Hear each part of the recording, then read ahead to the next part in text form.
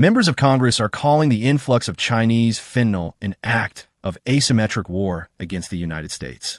The Drug Enforcement Agency estimates 90% of fentanyl comes from Chinese companies that not only operate legally inside of China, but are also subsidized and paid for by the Chinese Communist Party. China sends precursor chemicals, which are then processed and manufactured into synthetic opioids by Mexican drug cartels that then smuggle them into the United States. Fentanyl precursor chemicals are made in China. It is not at all an area of dispute that China provides the fentanyl that comes into the United States. On the other hand, China claims the fentanyl crisis is entirely an American domestic issue that's being blamed on them. China claims Big Pharma's opioid corruption, weak U.S. laws, and a culture of American drug glorification are really to blame. This disagreement is a major problem for the world's two biggest economies.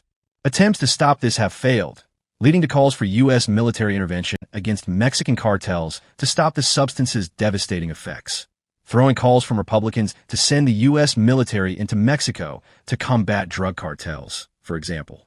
In 2022, over 107,000 Americans died from overdoses in the United States, and fentanyl poisoning became the leading cause of death of Americans 18 to 45 years of age. A 2019 paper found that prescription opioids accounted for 44% of the decline in labor force participation among men. In asymmetric warfare, one nation seeks to exploit the other's relative weakness. In this case, China is accused of exploiting America's appetite for illicit drugs and weaponizing fentanyl. When U.S. President Donald Trump and China's President Xi Jinping engaged in an all-out trade war in 2018, the Chinese government then increased tax breaks and subsidized companies that were exporting fentanyl abroad to punish the United States. When Nancy Pelosi visited Taiwan in 2022 against China's wishes, they stopped all cooperation between Chinese and U.S. law enforcement agencies that were working to fight fentanyl trafficking. It's clear the fentanyl crisis has become deeply ingrained in foreign diplomacy today, but the idea of weaponizing substances against an adversary is nothing new, because if there was ever a country to understand the power of addiction in geopolitics, it's China. Qin Gang, China's former ambassador to the United States, said, quote, "The Opium War started a century of humiliation for China." Some Americans believe that China is the primary source of fentanyl in the United States.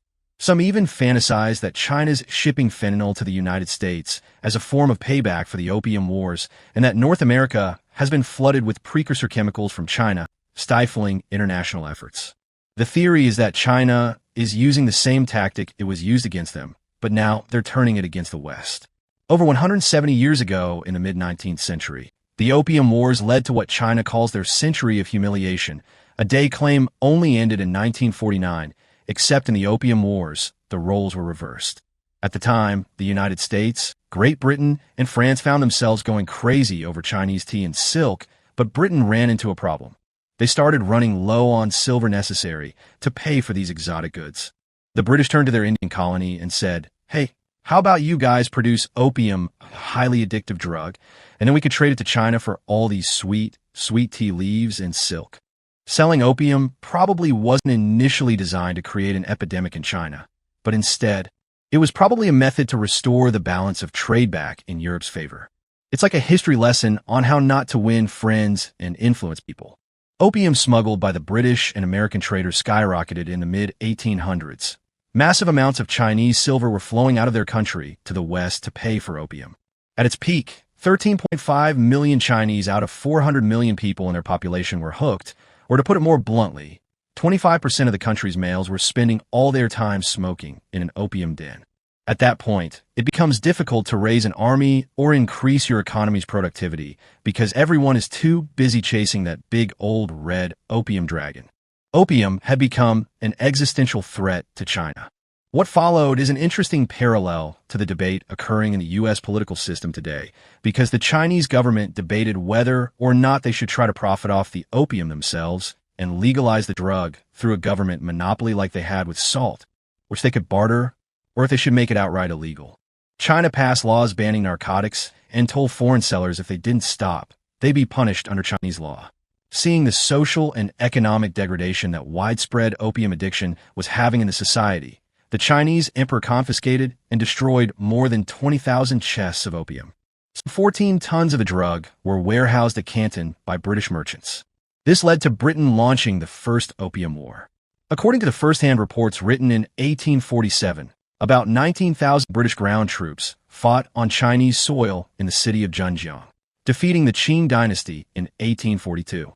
Even though China outnumbered Britain with 100,000 soldiers, Western military weapons and technology were far superior.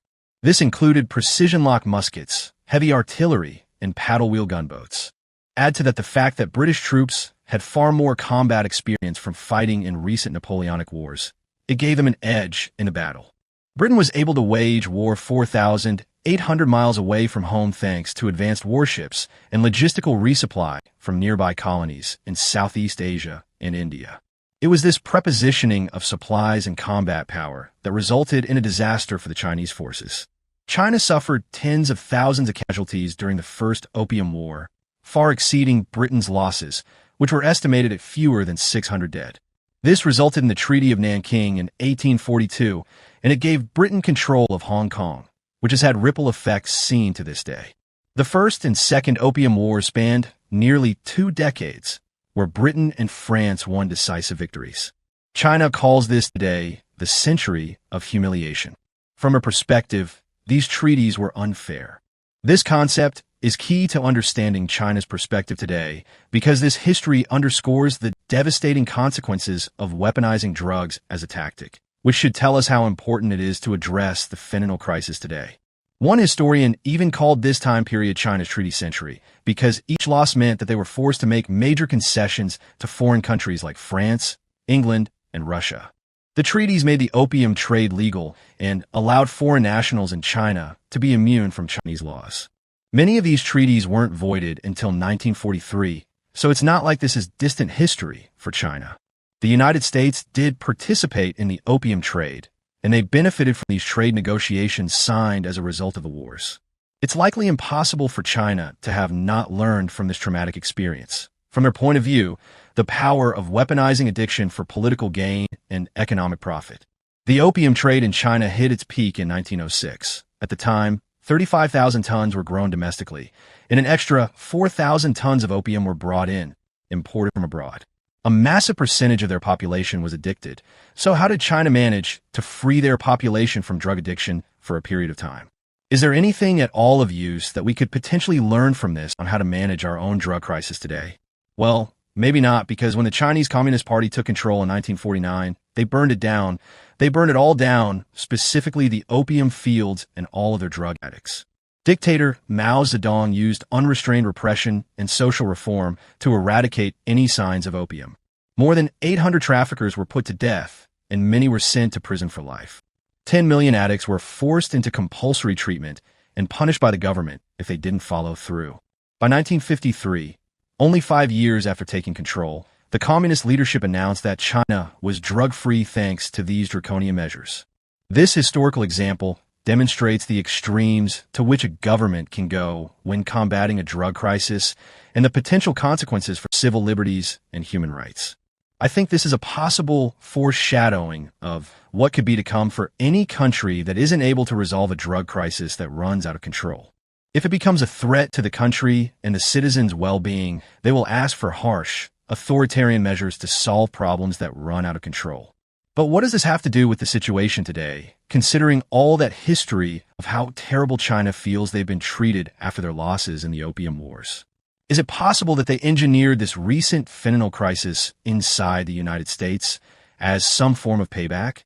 Well, it's not that straightforward, because there were actually 2 parallel developments in China and the United States that created a perfect storm of conditions for the opioid epidemic to emerge. First, fentanyl wasn't created by drug lords for nefarious purposes. It was actually made by Belgian physician Paul Janssen in 1959 for legitimate medical uses in extreme pain management. It's 50 to 100 times more potent than morphine. 2 decades later, China's economy started growing exponentially in the late 1970s thanks to economic reforms. Their pharmaceutical industry exploded at the time, growing 17% every year, becoming the second largest in the world because they were able to manufacture with lower labor costs and less strict regulations compared to Western countries. Precursor chemicals used in fentanyl were made with relative ease thanks to fewer restrictions. This was then exported to international markets, including the United States. And at the same time, in 1988, fentanyl was approved for medical use inside the United States. It's treated as a Schedule II narcotic since it does have legitimate uses. However, this means it's not subject to the same scrutiny as substances like heroin, LSD, or even marijuana, despite being far deadlier. In the U.S., during the 1990s and early 2000s, pharmaceutical companies marketed these opioids aggressively to healthcare providers, downplaying their addictive potential. Purdue Pharma, Johnson & Johnson, as well as others, misled healthcare professionals about the risks of their prescription painkiller OxyContin, contributing to the opioid epidemic in the United States. And so, by 2019, fentanyl was in the top 300 most commonly prescribed medications in the U.S. with more than 1 million prescriptions. But by this point, the U.S. government caught on to the problem and created new restrictions, making prescription opioids harder to legitimately obtain. In turn, some individuals who were already addicted turned to illicit opioids, which were cheaper and more accessible. Demand in the U.S. was exploding while at the same time. So was the supply in China, creating a perfect storm of these two parallel developments. So how did the U.S. respond? This resulted in a drop of $1.5 trillion from the U.S. economy, according to the U.S. Congress's Joint Economic Committee. That's 7% of the annual GDP in 2019. The Trump administration took the first steps to reverse course by applying political pressure, and as a result, China outlawed the shipment of all fentanyl products to the United States. The STOP Act was passed in an attempt to stem the flow of illegal fentanyl coming in through the mail, but despite all these efforts, fentanyl deaths continue to rise, and so did the amount of fentanyl seized by the DEA. China failed to enforce these controls. Like a Chinese finger trap, it seemed that the harder the U.S. worked to pull away from Chinese shipments of fentanyl, the stronger the underground networks became. But is China purposely allowing this to happen? Chinese diplomats are quick to point out that they have a hard stance on drug crime. Just look at the fact that in China, drug-related convictions often carry the death penalty. So from China's perspective, the U.S. policies and laws are way too lax. That's not the whole story, because when researchers looked deeper into the differences between anti-drug laws in the U.S. and in China, they found large gaps positioned to favor the export of fentanyl analogs. Ben Westhoff, author of Fentanyl Incorporated, a journalist who posed as a drug dealer from the United States in order to visit drug labs in China, explains during a Joe Rogan podcast, in the U.S., we have this thing called the Federal Analog Act that bans all these drugs even before they're invented. But in China, they have to do it one by one. These chemists specialize in this window when something is banned in the U.S., but it's still legal in China. Basically, it's like buying a knockoff brand cereal instead of the name brand stuff because of the loopholes available in Chinese law. Synthetic drug manufacturers are able to operate legally in China, but the claim that China is actively funding the problem comes from this evidence. Chinese companies showered with these types of government benefits include one called Wansheng, based out of the city of Wuhan. It receives them even while, by its own admission, it sells ingredients to make fentanyl called precursors all over the globe, including to the U.S. So how does China keep themselves another step removed from the trade? The Mexican cartels were turned into a streamlined logistical network for a robust Chinese synthetic drug manufacturing industry. Chinese manufacturers are legally making and selling fentanyl products to the cartels that act as a logistical middleman to very large quantities of deadly drugs into American society. Then, Chinese money launderers are facilitating the clearing of drug profits for an additional cut. Personally, I don't believe that the Chinese Communist Party set out with the intention of using synthetic drugs to poison and disrupt the United States. This was more likely a target of opportunity that emerged once the conditions were already ripe inside the United States. And it's important to note that China is not the only country involved in supplying this epidemic. The DEA also identifies India as an emerging supplier of fentanyl analogs and precursors. As early as 2016, Mexican cartel members traveled to China and India to set up ties with fentanyl distributors and inspect laboratories where they could order precursor and analog products. Experts also claim that the Chinese companies and chemists, when met with friction in China, moved to India to set up laboratories for fentanyl and other synthetic drugs. You might remember India was used by the British in the Opium Wars over a century ago to send opium into China. Sun Tzu, author of The Art of War, and perhaps the most well-known Chinese military philosopher, writes that the pinnacle of attack by stratagem is to manipulate the conditions on the battlefield so that you are victorious without needing to fire a single shot. When the leading cause of death for young Americans of fighting age between 18 and 45 is from fentanyl, it begs the question of how much this epidemic is being used to weaken the United States before the advent of any crisis. According to the Military Times, fentanyl deaths among troops more than doubled from 2017 to 2021. Veterans are disproportionately affected and are twice as likely as the general population to die from an opioid overdose. What are some ways to fix this? There are several steps that could be taken, but each solution has its own set of problems. First, the U.S. could permanently place fentanyl-related substances into Schedule 1 of the Controlled Substances Act to empower law enforcement's ability to bring those involved in trafficking and producing illicitly manufactured synthetic opioids to justice. Second, there's the option of military strikes against Mexican drug cartels and labeling them as foreign terrorist organizations to open up increased pressure here. Third, efforts to decrease U.S. drug demand are important.